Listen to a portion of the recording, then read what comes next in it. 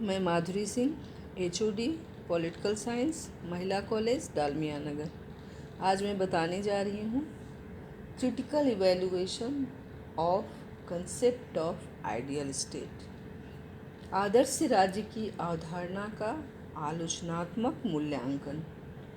प्लेटो के आदर्श राज्य की अवधारणा का डेनिंग, पोपर, रसेल आदि विद्वानों ने कटु आलोचना की है।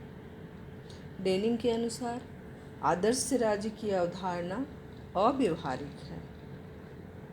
रसेल ने आदर्श राज्य को रोमांचवाद की संज्ञा दी है। मोटे तौर पर हम कह सकते हैं कि आदर्श राज्य की अवधारणा की आलोचनाएं की जाती हैं, जिनमें पहला है आदर्श राज्य एक स्वप्निल संसार है। आलोचकों ने प्लेटो के आदर्श राज्य की अव्यवहारिकता को देखते हुए उसे एक स्वप्निल संसार कहकर पुकारा है। उसे बादलों में स्थित नगर की संज्ञा दी गई है। ऐसा संध्याकालीन तंतु कहा गया है जो क्षण भर के लिए दृष्टिगोचर होकर रात्रि में विलुप्त हो जाता है। आदर्श राज्य निरी कल्पना तथा मृग तृष्णा है। आलोचना का दूसरा पॉइंट है स्वतंत्रता का निषेध। प्लेटो का आदर्श राज्य व्यक्ति को आवश्यक स्वतंत्रता नहीं प्रदान करता है। वह इतना नियंत्रणकारी है कि इसमें व्यक्तियों की सभी प्रवृत्तियों का विकास संभव नहीं है। इसका आदर्श राज्य एक सर्वाधिकारवादी राज्य है और वह अपने स्वभाव से ही मानवीय स्वतंत्रता के हित में नहीं हो सकता। तीसरा पॉइंट है उत्पादक वर्ग की नितांत उपेक्षा। प्लेटोवादी आदर्श राज्य की आलोचना का एक प्रमुख आधार यह है कि इसमें उत्पादक वर्ग की नितांत उपेक्षा की गई है। वह अन्य दोनों वर्गों के समान इनके लिए न तो विशेष शिक्षा की व्यवस्था करता है, न ही सामाजिक ढांचे में उनको महत्वपूर्ण स्थिति प्रदान करता है। उत्पादक वर्ग की यह सोचनीय उपेक्षा राज्य के अस्तित्व को ही नष्ट करने वाली है। प्लेटो इस बात को स्वीकार करता है कि निम्न वर्ग में उत्पन्न व्यक्तियों को अपनी योग्यता के आधार पर उच्च वर्ग में सम्मिलित होने का अधिकार मिलना चाहिए, लेकिन प्लेटो इस कार्य को संभव बनाने हेतु उत्पादक वर्ग के लिए समुचित शिक्षा सुविधाओं की व्यवस्था नहीं करता। अगली आलोचना है शासक वर्ग की निरंकुश सत्ता। प्लेटो के आदर्श राज्य में कानूनों और नियमों का पूर्ण अभाव है और इसमें दार्शनिकों को निरंकुश सत्ता सौंप दी गई है, जिसे किसी भी प्रकार उचित नहीं कहा जा सकता। इन व्यक्तियों को शिक्षा द्वारा चाहे कितना भी विवेकशील और वितरागी क्यों न बना दिया गया हो, अनियंत्रित शक्ति पा जाने पर मानवीय स्वभाव के अनुसार इनमें दोष आ जाना नितांत स्वाभाविक है। इसी आधार पर बार्कर ने प्लेटो के आदर्श राज्य को प्रबुद्ध निरंकुशवाद की संज्ञा दी है। अगला पॉइंट है कानून की उपेक्षा। आदर्श राज्य में कानून को कोई स्थान न देकर प्लेटो ने बड़ी भूल की है। आगे चलकर अपने ग्रंथ लॉज में कानून की अनिवार्यता को उसने स्वयं स्वीकार किया है। कानून की संपूर्ण उपेक्षा के कारण ही प्लेटो के आदर्श राज्य की अत्यंत कठोर आलोचना उसके काल से लेकर अब तक होती चली आई है। उसके शिष्य अरस्तु ने घोषणा की है कि कानून इच्छाओं से अप्रभावित विवेक है तथा महानतम विवेक संपन्न शासक भी कानून की अवहेलना नहीं कर सकता है। अगला पॉइंट है कार्यात्मक विशेषीकरण की पद्धति अनुचित। प्लेटो के आदर्श राज्य का एक प्रमुख आधार कार्यात्मक विशेषीकरण की पद्धति या न्याय है। कार्यात्मक विशेषीकरण की पद्धति या न्याय के आधार पर मानवीय व्यक्तित्व का एक विशेष पक्ष ही विकसित हो पाता है और शेष व्यक्तित्व अप्रभावित रहता है। अतः हम कह सकते हैं कि प्लेटोवादी आदर्श राज्य में मानवीय व्यक्तित्व के सभी पक्षों के विकास की संभावना नहीं है। अगली आलोचना है 7वां पॉइंट, व्यक्ति और राज्य की समानता को अत्यधिक महत्व। अपने आदर्श राज्य में प्लेटो ने व्यक्ति और राज्य में जिस बड़ी समानता के दर्शन किए हैं, उस मात्रा में व्यक्ति और राज्य में समानता वास्तव में होती नहीं है। इसी समानता को तथ्य मानकर प्लेटो ने मानव प्रकृति के 3 तत्वों विवेक, उत्साह तथा क्षुधा के आधार पर राजनीतिक समुदाय का निर्माण करने वाले लोगों को बड़ी कठोरता के साथ 3 भागों में बांट दिया है। अगला पॉइंट है शासन के लिए आवश्यक तत्वों की उपेक्षा। प्लेटो ने आदर्श राज्य में शासन के लिए आवश्यक अनेक तत्वों की घोर उपेक्षा की है। उनके द्वारा सरकारी पदाधिकारियों को दंड देने की व्यवस्था का कोई वर्णन नहीं किया गया है। इन तत्वों की उचित व्यवस्था के बिना एक आदर्श राज्य का कार्य संचालन कठिन ही प्रतीत होता है। अरस्तु द्वारा आलोचना देखिए।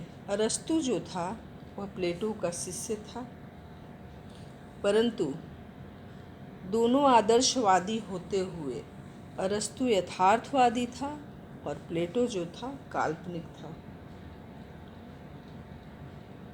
प्लेटो की कई बातें अरस्तु को अव्यवहारिक दिखती थी, जिसके चलते अरस्तु ने प्लेटो की आलोचना की है, उसके राज्य के बारे में आलोचना की है।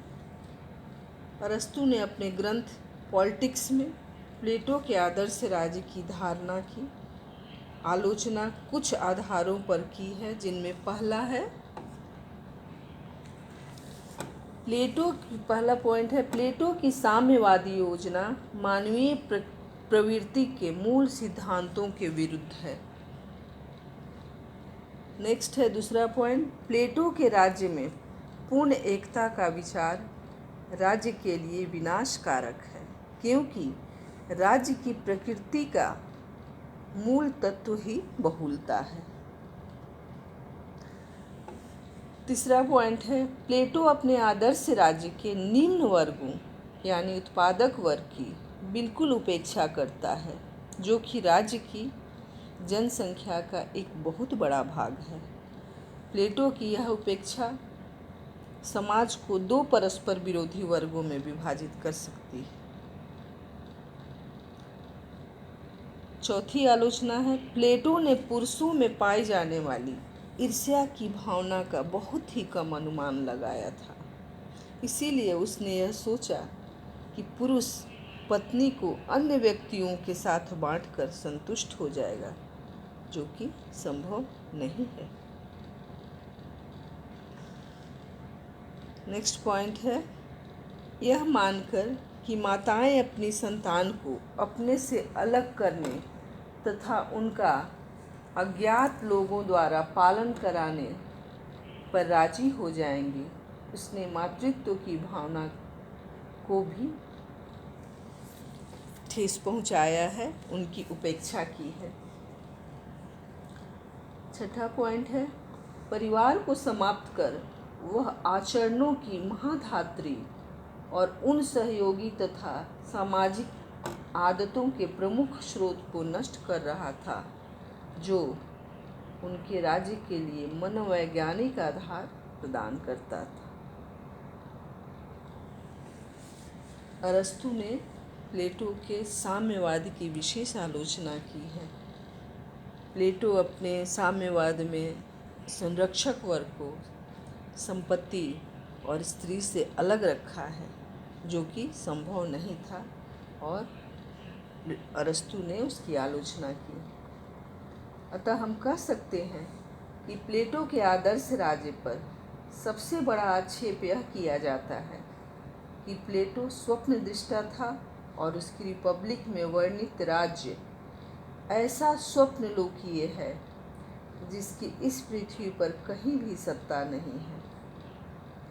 स्वयं प्लेटो ने स्वीकार किया है कि साम्यवाद और दार्शनिकों के शासन पर आधारित आदर्श राज्य की क्रियान्विति सरल नहीं है, परंतु इसके बावजूद प्लेटो ने आदर्श राज्य को मात्र काल्पनिक नहीं कहा जा सकता है। प्लेटो के आदर्श राज्य के बारे में बार्कर का मत है कि यह वास्तविक परिस्थितियों पर आधारित है। रिपब्लिक की 8वीं या 9वीं पुस्तक में प्लेटो ने तत्कालीन यूनान की शासन प्रणालियों, स्पार्टा का वर्गतंत्र का और कीर्तितंत्र, एथेंस के लोकतंत्र और सिराक्यूज के निरंकुश तंत्र का उल्लेख किया है। प्लेटो की दृष्टि में ये सभी विकृत शासन प्रणालियाँ हैं, क्योंकि इनमें विवेक पर अज्ञान और वासना के तत्वों की प्रधानता है। प्लेटो इन तत्कालीन राज्यों के रोग का निदान भी बतलाता है। उसके अनुसार यह निदान यह है कि शासन में विवेक या विशुद्ध बुद्धि को सर्वोच्च स्थान दिया जाए। एक नूतन शिक्षा पद्धति तथा साम्यवाद की प्रणाली द्वारा वासना और उत्साह को विवेक द्वारा नियंत्रित किया जाए। इस प्रकार उसने वास्तविक परिस्थितियों के आधार पर ही शासन के रोगों का निदान प्रस्तुत किया है। अतः निष्कर्षतः कह सकते हैं कि उसका आदर्श राज निरीह कल्पना या थोथी भावुकता पर आश्रित नहीं है। यह नितांत अप्राप्य आदर्श नहीं है, बल्कि वह ठोस आधार पर आश्रित एक ऐसा आदर्श है जिसकी प्राप्ति एक बड़ी सीमा तक संभव हो सकती है। बार्कर के अनुसार साम्यवादी योजना एवं शिक्षावादी योजना का राज्य के गिने चुने लोगों पर यानी संरक्षक वर्ग के लिए प्रस्तुत करना ही इस बात का द्योतक है कि प्लेटो अपने आदर्श राज्य के व्यवहारिक होने के प्रति जागरूक था। स्वयं प्लेटो ने अपने आदर्श राज्य के व्यवहारिक होने का दावा किया।